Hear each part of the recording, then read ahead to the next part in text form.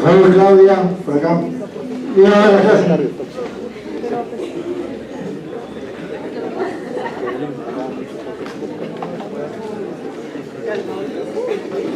¿Cómo se va a ir?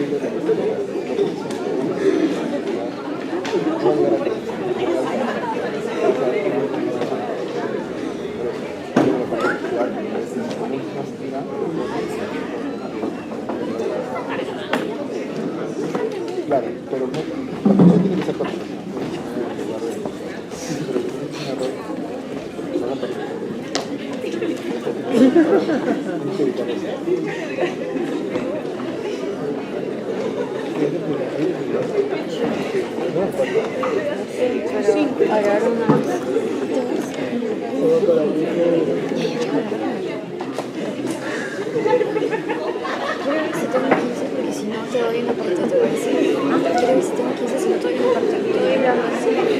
Ya, tomando su agüita, su caramelito, otras cosas no, por favor. ¿Ya? Jóvenes. Una pregunta, ¿tenían una duda? ¿Esta clase les ha llegado ya vía virtual? ¿Sí, no? Saben. Supongo que no sé bien. Bueno, jóvenes, yo creo que la otra semana, esta es la última clase, ¿no? De anestesia. ¿Sí? Todo está avanzado. Yo sé que están cansados, pero hay que aprovechar los momentos, sobre todo la gran experiencia que ha dado el doctor Enciso, que es el anterior, en que les dijo de que hay que aprovechar estos momentos, quizás para ustedes es un poco más fácil que para nosotros. Nosotros leemos libros, ustedes leen libros, ¿sí, no? Bueno, parte del libro. Y está algo resumido, que es lo importante, hay tanto que leer. Y lo que les dije a los compañeros de ustedes que pasaron por el hospital Sergio Bernales, es que nosotros no pretendemos enseñarles anestesia. Lo que pretendemos es que ustedes conozcan un área de la medicina que es, por lo menos para los que nos dedicamos a esta carrera, a esta especialidad, es una combinación de medicina, de procedimientos, de medicina crítica, de medicina legal. Todo eso lo tenemos que saber, porque de alguna manera, imagínense, nosotros los anestesiólogos no tenemos mucha margen de error. Nosotros vivimos acá trabajamos. Me voy para allá, se fue el paciente. Me voy para acá, le está abriendo todo. Entonces, para eso nos entrenamos en procedimientos, porque ustedes han visto, creo que todos ya pasaron por sala, ¿no? Ya han hecho siquiera visto una punción, ¿no? ¿Sí? ¿O todavía alguien que no pasa por sala? La verdad, bueno, en la práctica había algunos que me habían pasado. Pero bueno, en todo caso van a ver más o menos el 60-70% de procedimientos que hacemos en sala son anestesia regional, pero por eso la clase anterior es importante. Otros 30-40% según los niveles, vamos a dar la anestesia general que ya le han dado. Pero después de todo eso, de toda la información que han recibido del uso de las drogas, de las complicaciones que pueden haber, ¿a dónde van los pacientes? Exacto. ¿Y tú crees que URPA tiene muchos años de creación? No, jóvenes. Cuando yo comencé la anestesia hace 30 años, URPA era un lugar así, dos camillas, y ponían a la enfermera más joven ahí. Sí, casi como castigo, ¿no? Todo lo demás nos dedicamos en sala, las enfermeras más experimentadas, y todos de alguna manera nos enfocamos en el paciente. Ahí pasa. Sigue. Entonces, ahí deja. Entonces, ahora es más, era hasta hace unos 5 o 6 años más o menos igual. Todos los avances que han habido en el control y en la evaluación del paciente, y es en la etapa que algunos de ustedes que llegan anestesiólogos, espero que un 5%, esto que ven acá es el monitoreo. Cuando yo comencé, monitoreamos con mi estetoscopio, un EKG que nos prestábamos, porque a veces para lo más grave lo poníamos, pero... y todo era clínica. ¿Cuál era mi monitoreo? Estos deditos, saturación, pulso, mi estetoscopio, miren. Ahora, en la época de ustedes, eso es bueno que lo desarrollen, pero ya dependemos de los monitores. Hay monitores para monitorear casi todo, ya de repente les han mencionado ahora. Monitoreamos la función cardíaca, la función pulmonar, la función renal. Hasta ahora ya nos atrevimos a evaluar la función cerebral. Algunos lo han visto, en el hospital hay el doctor, el BIS, ¿saben qué es el BIS? El índice bispectral, que a través de programas computarizados de nuestra electroencefalograma, de alguna manera se logra, evidenciar si el paciente está más o menos despierto, más o menos dormido, o ya está llegando al otro lado donde no debemos ir. Eso no es todavía un estándar, pero mira hasta donde estamos llegando. Y entonces nosotros nos dedicamos, mire, al final de la operación, brillantemente con nuestros amigos cirujanos, no me peleo tanto como dice el doctor, pero siempre tenemos ciertas diferencias. Todos brillantemente operamos un corazón, operamos un apéndice, una cesárea, lo que sea. Muy monitoreado. ¿Y qué pasa? Lo siguiente. Luego de mí, el problema era que en recuperación no había tanto control. Todos nos concentramos en la operación, el paciente que vaya bien, y en recuperación un poquito que no. Tanto así, futuros colegas, de que la tasa de complicaciones en recuperación es más alta que la tasa de complicaciones en las operaciones. Por eso, porque como digo, estamos tan interesados, tan concentrados durante la operación, y en recuperación había cierto nivel de bajada en nuestra vigilancia. Entonces, hace unos 7 o 8 años, como siempre, no, hace 20 años en Estados Unidos, pero en nuestro país y en América Latina hace 10, 15 años, ya se comenzaron a normar las cosas. Ahora, todos ustedes viven normadas en todos los estudios. ¿Cómo se evalúa la vigilancia, doctor? ¿Un paciente que está bien o mal? ¿Cómo un paciente está despierto o no despierto? ¿Cómo se llama eso? Claro, igual. Eso es una norma. Antes a mí me parece y a ti te parece, ¿no? Ahora está normado todo. Antes la hipertensión a mí me parecía que era de tanto a tanto, o la frecuencia cardíaca o la taquicardia, no, ahora ya está más o menos normado. E igual, en lo que es la unidad de recuperación, hay ciertas normas básicas que ya son como, para nosotros nos analizamos como leyes. Y eso ha sido, como siempre, los avances en la normatividad lo desarrollaron los estadounidenses con la ASA, la Sociedad Americana de Anestesiólogos, y la EVA, la Sociedad Europea de Anestesiología. Siempre los dos nos han dado bastantes avances en ese sentido. Y nosotros los hemos aplicado, ¿no? En el Perú, para que ustedes conozcan, como conocen mis jóvenes amigos, solamente hay una especialidad que tiene normas en el ministerio. ¿Quién cree? Anestesiología. Si no me creen, entren al ministerio, entren a la página, y tenemos hasta 2 versiones. Con la segunda no estamos muy de acuerdo, con la primera sí. ¿Por qué? También, ustedes creen que todo salió porque por buena voluntad, no, porque hasta antes de eso, ¿quiénes creen que eran de los más tenían problemas médicos legales, como dijo el doctor? Nosotros, porque de alguna manera asumíamos los problemas que venían en la preparación y en el postoperatorio de los pacientes. Desde que existen las normas, la especialidad menos demandada es anestesiología. Y si nos demandan, estamos preparados. Nos defendimos porque hemos cumplido esta norma que dice eso. Entonces, para que me ataquen es un poco más difícil, ¿no? Pero si fulano hace tal cosa que no está en ninguna parte, ¿cómo se defiende? Entonces, por eso ustedes deben prepararse bien en todas las áreas de la medicina y tener el cuidado respectivo, como dice el jefe. Entonces, miren, ULPA apareció como eso. Entonces, como veíamos que las complicaciones eran más, entonces las normas fueron claras. Evento adverso son lo que es un hecho que sucede en un área médica que no tiene que ver con la atención. Un ejemplo de evento adverso en cirugía, a ver todos qué ha pasado por ahí. ¿Conocen la más común? La gasa que se queda. ¿Eso es cirugía? ¿Ha sido a propósito? No, pero eso es un evento adverso. Un evento adverso en recuperación que nos ha pasado, casi nos pasa hace 2 meses. Como va luego, en sala de recuperación no hay camas. ¿Qué cosa hay? Como en UCI, camillas. Pero desgraciadamente en nuestro Perú y por las condiciones que hay, no todos los instrumentos de ese tipo son perfectos. Entonces resulta que una patita de una camilla tenía problemas. estaban pasando al paciente de sala de operación de recuperación. ¿Qué creen que pasó? Se salió, suerte que estaban dos jóvenes internos ahí con residentes y pudieron sostener a la paciente.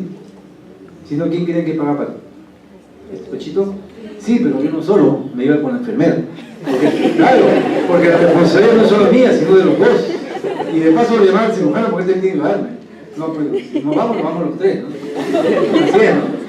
Entonces, para que vean cómo es la circunstancia de hechos que puede pasar, que uno con las normas de alguna manera puede ir cuidándose y preparándose para defenderse. En el sentido, no que toda la vida va a ser así, no, pero si pasa, yo tengo más oportunidades de defender. Entonces, miren, y un paciente en los hospitales de mayor nivel, porque nosotros ya trabajamos en hospitales nivel 3. ¿Alguien sabe qué es hospital nivel 3? Nadie le gusta la administración. Plata. Hospitales de nivel 3 en el MINSE son los hospitales que desarrollamos, que atendemos a los pacientes de mayor complejidad. De ahí, 2 y 1. ¿Ya? Entonces, ahí evidentemente nos llegan pacientes graves. Nos llegan pacientes críticos. Entonces, imagínense manejar pacientes críticos y delicados. Entonces, hace que nosotros tengamos cada vez más tecnología, tenemos casi todas las especialidades para resolverlo.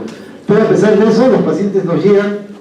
En mi hospital, que queda en el Cono Norte, tiene 3 avenidas súper grandes que nos vienen un montón de accidentados. La avenida Panamericana, la avenida Universitaria, la avenida Tupac Amaru. Imagínense, los chicos que vienen por ahí, si no nos chocan los que van con su carro, ¿no? Si no nos chocan los colectivos o los micros, nos chocan aquí las motos, ¿no? Así es terrible. Entonces, imagínense cómo nos vienen nosotros los politraumatizados.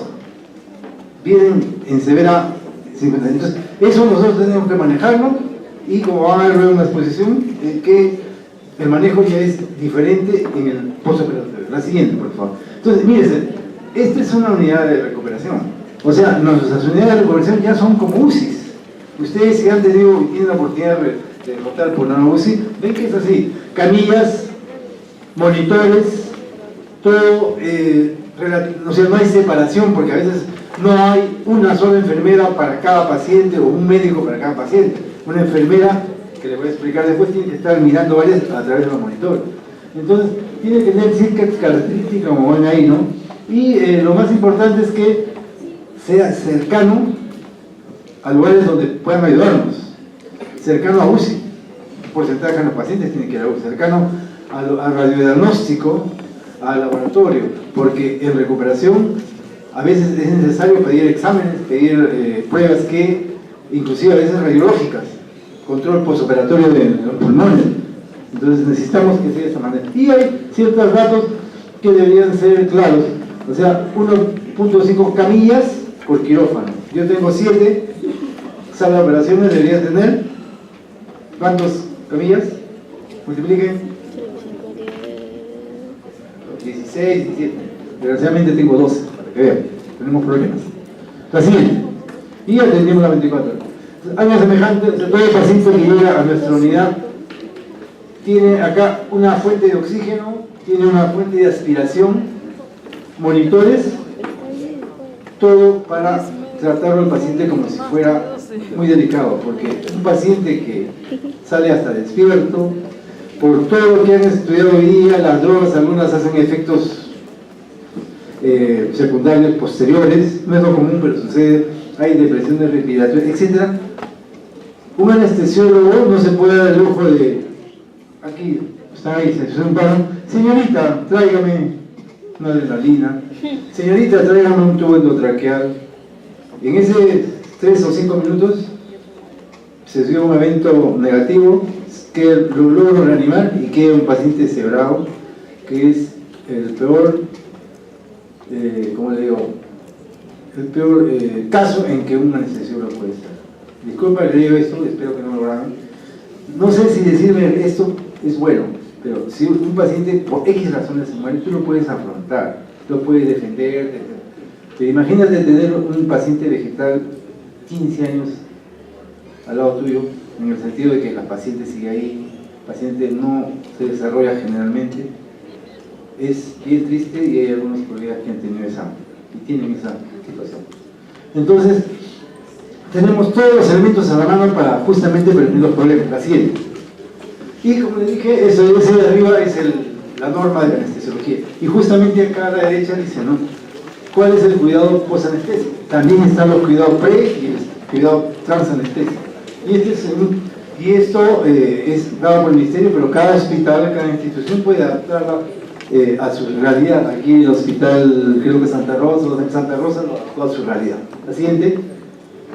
Entonces, las normas son 5, y ya vamos a acabar, no se preocupen. Lo que me interesa a ustedes es de que vean que, así como sabemos, tenemos que aprender bastante de farmacología para las drogas que usamos, bastante de anatomía para las aplicaciones las regionales que hacemos o para las intubaciones. También hay cosas que deben estar bien claras en este tema del postoperatorio. Lo primero, no es nada complicado, es lógico lo que pensamos acá. ¿Cuál es la primera norma? Todo paciente debe tener un adecuado cuidado en el postoperatorio. ¿Y qué significa adecuado? Aparte de estar los monitores, debe haber un personal entrenado. ¿Y cuál es la realidad? Los anestesiólogos no somos muchos. En mi hospital hacemos guardia 2 y uno de los dos se le da las funciones de cuidar la recuperación. Recién este semestre he contratado a más jóvenes y ya se está programando personal en recuperación, porque personal en recuperación, como les expliqué, todavía hay problemas. Y la segunda norma, lo que les dije antes, un paciente sale de la operación y llega a la unidad de recuperación, que queda normalmente cerca, ¿no? Pero en ese transcurso, en ese pequeño 5, 10, 15 metros, puede suceder eventos. Entonces, lo ideal es que yo lleve al paciente como de la sala de operaciones a recuperación, con un monitor. Hay monitores pequeños, portátiles, en los cuales yo podría llevar, pero no todos los tenemos. Entonces tenemos que cuidar todavía mucho la clínica y nosotros como estrategia tratamos de sacarlo en el léxico del anestesiólogo lo más despierto posible para evitar complicaciones, pero igual no la jugamos. Imagínense llevar a un paciente delicado de iniciar operaciones a UCI, son pacientes delicados. También la norma dice que debemos tener un monitor, a veces podemos adaptar uno. Entonces, por esto, para que haya un adecuado soporte, la siguiente. La norma 3, ¿qué dice? El paciente, aunque sea 5 minutos que haya llevado de la sala de operaciones a recuperación, cuando llegue a la recuperación pueden haber sucedido cosas. Entonces, por eso la norma dice que el anestesiólogo, porque esa es la función del anestesiólogo, cuando llega a la recuperación tiene que dar un reporte. Igual, llega el paciente a recuperación, lo monitorizamos completamente, ya tienen idea ustedes, ¿no? EKG, saturación, PANI, lo fundamental, y tiene que hacer un informe del paciente al personal que le están entregando. En las URPAs tenemos una enfermera entrenada que es la que nos recibe los pacientes, y si hay un anestesiólogo mucho mejor, pero ya se les informa el estado del paciente, se monitoriza cuando llega a la unidad, y en ese momento recién mi responsabilidad, si yo he dado la anestesia, queda ahí legalmente. Eso es lo legal. De ahí para adelante, el anestesiólogo designado se encarga del manejo del paciente. Le digo porque hay problemas que le digo que pueden suceder en la recuperación, que ya cada uno asume su responsabilidad. La otra norma, norma 4, significa que no solo el paciente se queda o es recibido por un anestesiólogo. En el tiempo que está en recuperación, que normalmente la norma dice que es de 4 a 6 horas,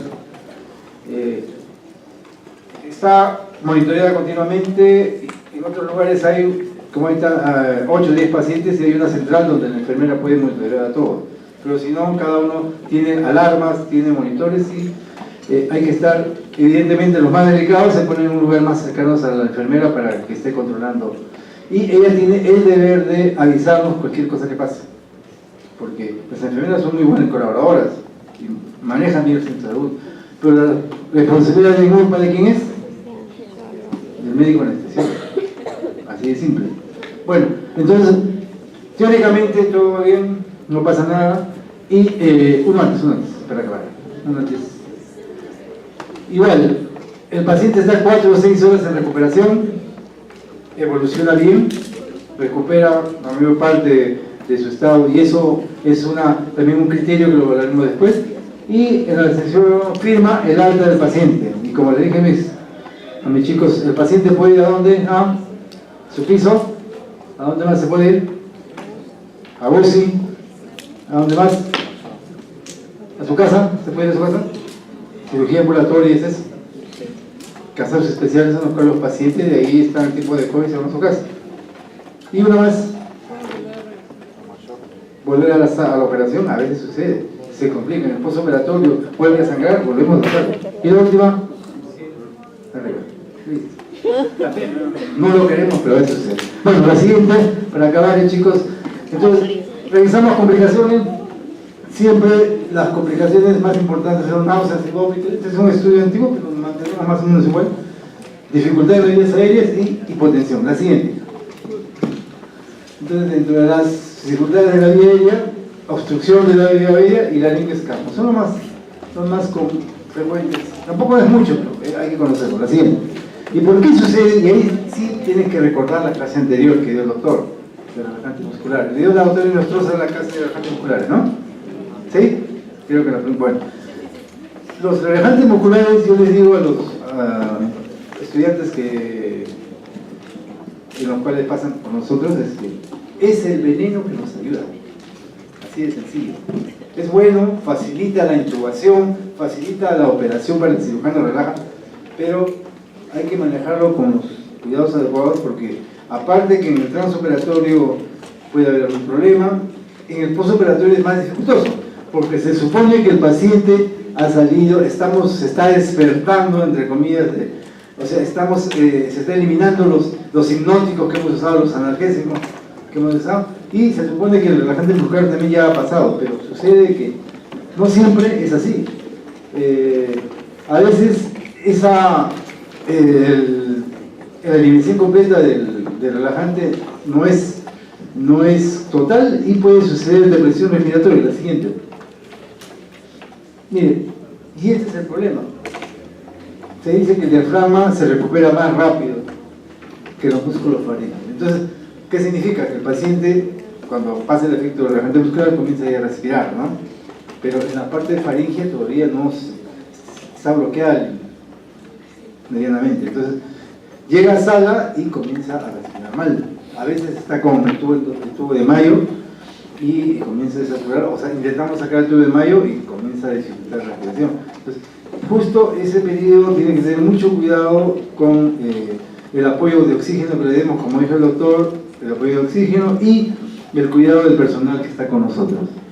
La siguiente, por favor. Entonces, y el otro evento que también es peligrosísimo para nosotros es el laringoespasmo.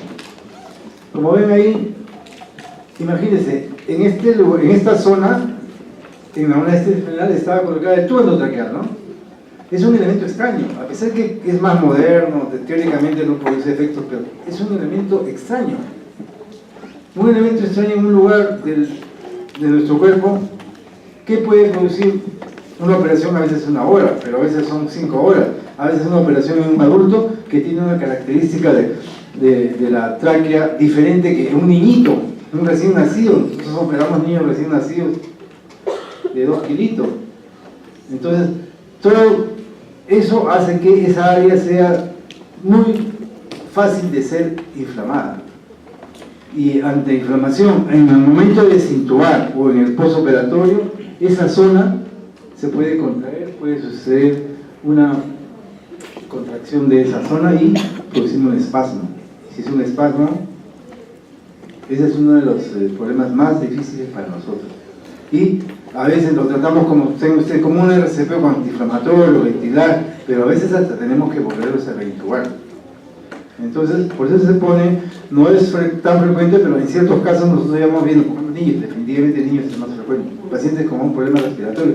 A ver, como siempre digo, los asmáticos, yo soy asmático, así que hay que tener cuidado, hay que estar sanos en lo posible, pero se puede manejar, y por eso lo ponemos porque es algo que tenemos que estar previsores. La siguiente, y ya para acá, ya falta poco, no se preocupen. Hay alteraciones hemodinámicas frecuentes que hacen que, si no lo manejamos adecuadamente, el paciente se vaya a UCI o entren a recuperación con más tiempo. La siguiente. Entonces, hipertensión, siempre en recuperación, cuando hay hipertensión, pensemos ahora cada vez tenemos más pacientes ancianos, pacientes de más de 70, 80, hasta 90 años hemos operado, 95, la última vez en este año 95, 96 años, y la viejita se operó una obstrucción, salió. Pero con la edad aparecen ya las enfermedades crónicas, ¿sí? Hipertensión, la más frecuente, diabetes, etcétera, etcétera. Entonces, siempre en el postoperatorio, como han explicado los colegas, generalmente todos los anestésicos en general bajan la presión. Hasta ahí. Pero los anestésicos desaparecen en la recuperación, entonces la presión basal puede volver a subir. Entonces hay que tener ese cuidado. El dolor produce hipertensión.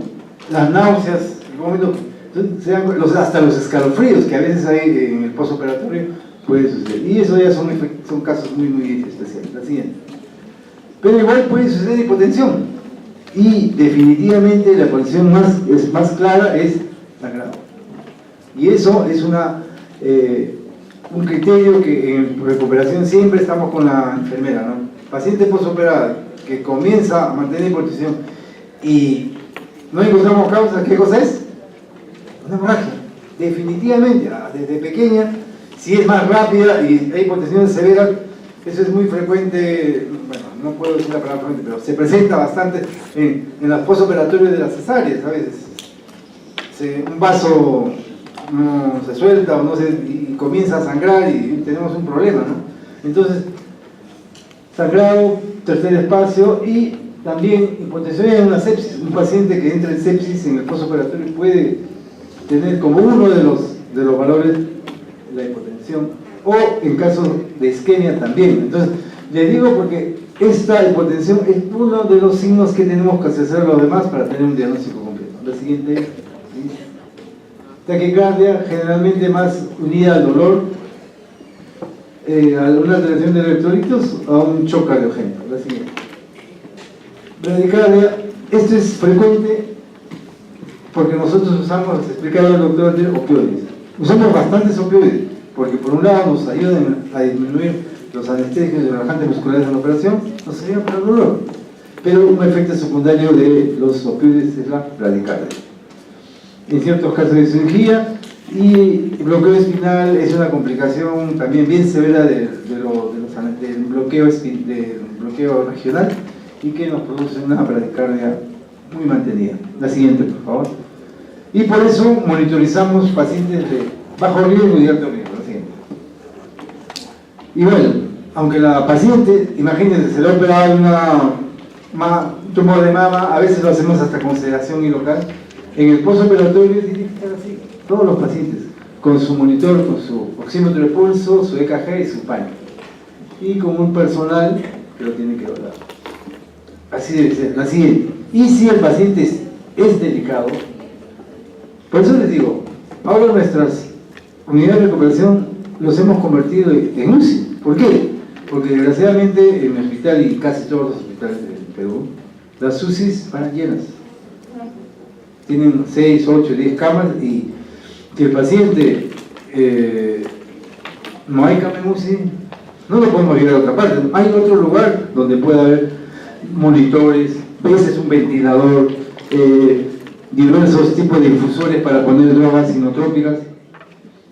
Entonces nos hemos convertido en UCI. Por eso les digo que mis anestesiólogos, esta generación, tiene que saber bastante de medicina. Ahora le decimos medicina transoperatoria, la anestesiología en Europa, en algunos lugares, porque manejamos los pacientes de moderada complejidad, pero también los delicados.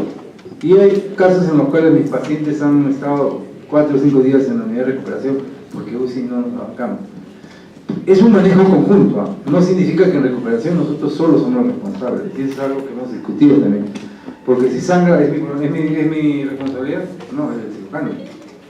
Si hay un problema de un shock séptico, es mi responsabilidad, no, lo manejamos con el de intensivo. Entonces es un área donde manejamos en conjunto. La siguiente.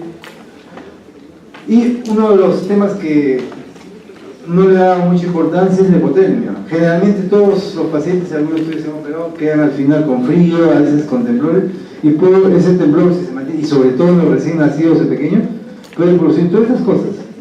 Imagínense. retardo en despertar, metabolismo, etc., alteración plaquetaria. Y hay que tratarlo. ¿Y cómo lo hacemos? La siguiente dije ya. Hay como equipos de estos que producen un calor en el área donde estemos y que sería el ideal. Lo tuvimos por un momento, pero bueno, se acabó la financiación y se acabó. La siguiente. Y ya para acabar, jóvenes, así como les dije que hay escala de Glasgow, hay escala de Apache. ¿La escala de Apache dónde se ve? Sí, claro. Nosotros manejamos la escala de Aldrete en el alma. Y la escala de entrada, la evaluación de escala de entrada en todos los pacientes en sala de operaciones, ¿cómo es? En anestesiología. Ahí escuché. El ASA. ¿Se acuerdan? Ese es mi pregunta de examen. Recuerden bien el ASA. Y la escala de salida de sala de operaciones es el Aldrete. Entonces, en la práctica es ver, como le digo, es la clínica aplicada con unos factores para conocer una numeración, porque es más fácil decir Aldrete 8, 9 que repetir todos. Entonces, así como le digo a mis alumnos de que un anestesiólogo en el Perú, un anestesiólogo en China, en Rusia, en Estados Unidos, nosotros decimos ASA 4, ya sabemos qué es. Decimos Aldrete 8, ya sabemos qué es, no es necesario pensar mucho, porque es algo que manejamos. Es una estandarización de lo que les digo. Entonces, para los de ASA son 1, 2, 3, 4, 5 actividades.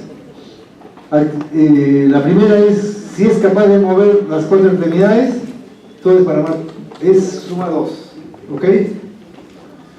Si es capaz de respirar profundamente o toser, son un valor de 2. Estamos pensando lo ideal, como damos de alta a un paciente.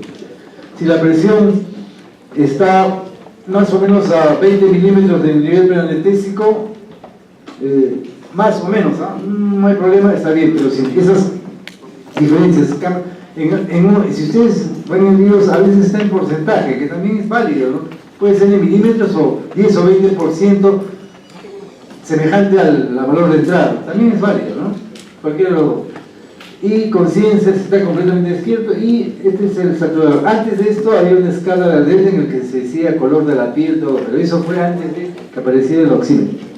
O sea, el oxímetro, si capaz de mantener más de 92 sin apoyo, es 2. Entonces, un paciente le damos de alta de recuperación cuando la suma de todo esto es más o menos de 9 a 10. Pero no solamente hay ese tipo de escala, la siguiente. La escala de Bromash se ve solamente si usamos para pacientes con anestesia regional. La anterior se usa en las dos, en la general o regional. La de Bromash, eso es pregunta de examen, ¿de acuerdo? Bromash es específica para la anestesia regional. ¿Ya? Igual es semejante, se ve la movilidad de cada uno de ellos. La siguiente. Y en esta escala, como ahora les dije que hay pacientes de cirugía ambulatoria en el cual se necesita una sedación, también para realizar la sedación. Esta es la escala de Ramsay que se evalúa el paciente para una sedación para cirugía ambulatoria. ¿Ok? La siguiente. Hay otras más complicadas, pero bueno, esa es para el conocimiento, ¿no? Esta no es tan importante ahorita, no lo aplicamos. Sigue. Y todo eso, jóvenes, ahora está hecho en una ficha. Todos esos criterios, miren, ese es el documento que nosotros llenamos cuando el paciente llega en recuperación. Ven la parte de arriba, que es un resumen de la historia clínica, lo que se ha hecho, los cirujanos y el procedimiento. Luego sigue la Aldrete que les expliqué. A veces el paciente viene, otro de las el Aldrete es para general. Evaluaciones que tenemos que hacer en el postoperatorio, y a todos nos gustaría, porque cuando nos operen que no nos duela, ¿no? La escala de dolor eleva. Y si viene delicado, si está con ventilador. Todo eso hace un Aldrete de entrada a URPA. Pero se supone que están unas 4 o 6 horas donde se evalúa todo esto, y al alta se le hace otra evaluación de Aldrete y se indica a dónde va. La siguiente. Entonces, para terminar, jóvenes, el acto anestésico implica la realización de un adecuado cuidado preoperatorio, definitivamente.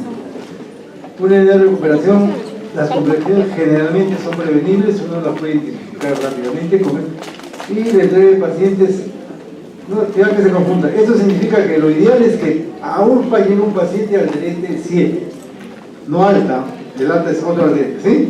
¿Claro? Cuando llega a URPA, la primera evaluación del Aldrete debe ser 7.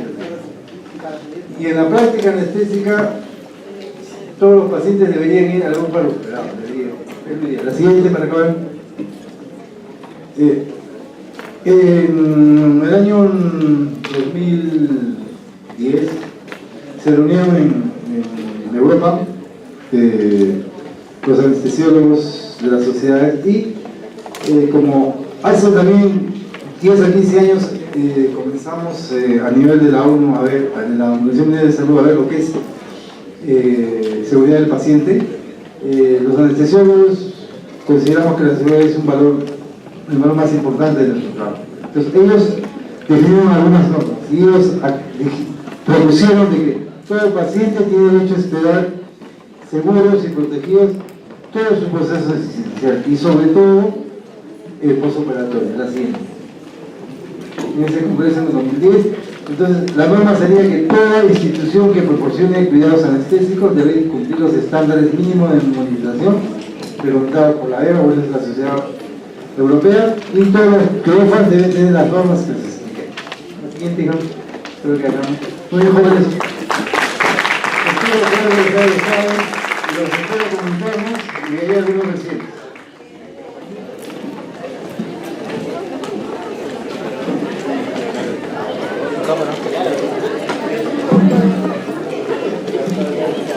Gracias, Alexis. ¿Te conecto algo acá? ¿Lo puedes conectar allá? El blanco. Sí, es blanco. Sí. ¿Y este negro? ¿El blanco es tuyo? ¿Te lo traigo? Sí, por favor.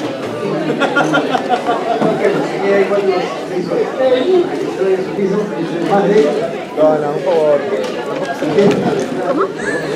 Sí, pero ya, dame un ratito, ya lo que pasa es que estoy con la hora, a ver si. Pero ya, sí te pasó.